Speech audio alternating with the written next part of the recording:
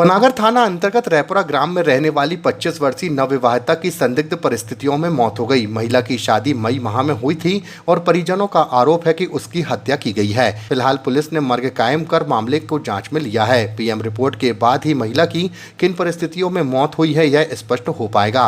मौके पर उपस्थित मृतका के परिजनों ने बताया कि महिमा के ससुराल वालों ने उसके भाई को फोन किया कि तुम्हारी बहन की बहुत ही ज्यादा तबीयत खराब है, तुम मेडिकल आ जाओ। इसके पहले तक कोई भी जानकारी नहीं दी गई थी। भाई जब मेडिकल पहुंचा तब तक उसकी बहन की मौत हो चुकी थी।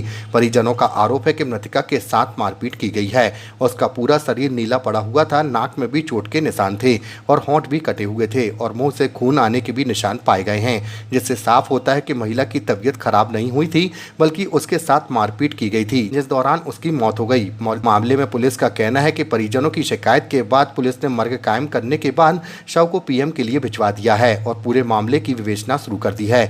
महिला की मौत किन कारणों से हुई है यह पीएम रिपोर्ट आने के बाद ही स्पष्ट हो पाएगा।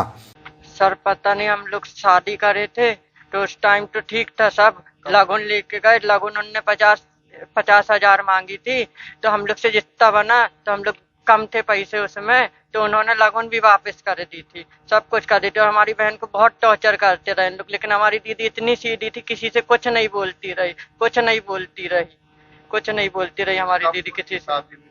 13 मई की हुई थी सर, अभी 3 महीने नहीं हुए हमारी बहन को, और इन लोग ने हमसे छीन लिया।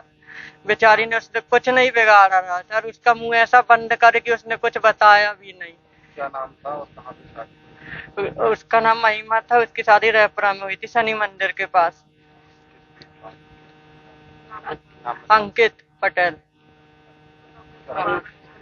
और उसका पूरी बॉडी नीली पड़ी थी सर। और उसके 2 दिन पहले हम लोग मिलने गए जब अच्छी थी, और आज पता चल रहा कि उसको 2 दिन पहले खून निकला, लेकिन इन्होंने कुछ नहीं बताया, कुछ ना फोन करा ना कुछ बताया, बस यही बोले कि ठीक है। मैं मिल के भी आया तो ऐसा कुछ वो नहीं लगा, और दूसरे दिन आया तो इधर मेडिकल में आके देखा तो तब भी इन्होंने इन्फॉर्म नहीं करा। मेडिकल आ गए, 3 घंटे हो गए, इधर पे कुछ इन्फॉर्म नहीं करे, इतना ही बस बोला इन्होंने कि आ जाओ, दीदी का ट्रीटमेंट चल रहा है बस। और मैं इधर आके देखा तो कैजुअल्टी के पास स्ट्रेचर में लेटी थी और खत्म हो गई थी, और पूरी बॉडी नीली पड़ी थी, कुछ नहीं। जैसे एक तो फोन पे बात नहीं करने देते थे, अगर कोई फोन लगाए तो उनकी सास का कहना था जब तक खाना पीना ना बन जाए जब तक कोई बात नहीं होगी, बिल्कुल बात नहीं करने देते थे हमारी लड़की को।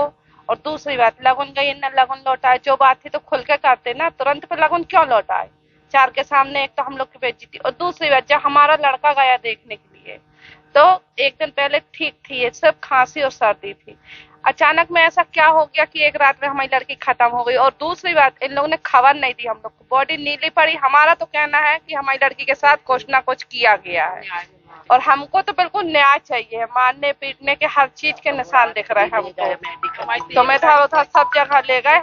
हमारी तो एक तो लड़की थी ना, वो चली गई, मैं चाची हूँ उनकी, ये मम्मी है, ये तो अपना होश गवा बैठी है। आज बताओ हम लोग क्या करें? हमको तो न्याय चाहिए, हमारी लड़की के प्रति न्याय चाहिए हमको। और इनकी ना सास घर में है, ना देवर घर में है, ना नंद घर में। कौन व्यक्ति ऐसा है कि अपनी बहू को छोड़ के और कहीं और चला जाए? घर में कितने लोग हैं? उनके घर में 2 भाई थे, और महिमा गई थी तो 3 हो गए थे, और सास ससुर थे, 5 लोग थे। और जो नंदा थी तो वो आई होंगी, हम लोग को तो खबर नहीं। और दूसरी बात, पाटन से जब इनने अपने नंदोई को फोन, इनकी नंद के यहाँ फोन गए, उन लोग आ गए। क्या हम लोग तिवारी खेड़ा में हम लोग को फोन नहीं जा सकता रहा? 2 मिनट की रास्ता है, हम लोग क्या मेडिकल नहीं आ सकते? हम लोग का अधिकार नहीं था अपनी लड़की को देखने का? इन लोग ने बिल्कुल खबर नहीं दी है हम लोग को। जब मृत हो गई है, जब लड़के के पास फोन आया, ये देखने गया, तब पता चला कि लड़की हमारी मृत है। किरण कुशवाहा।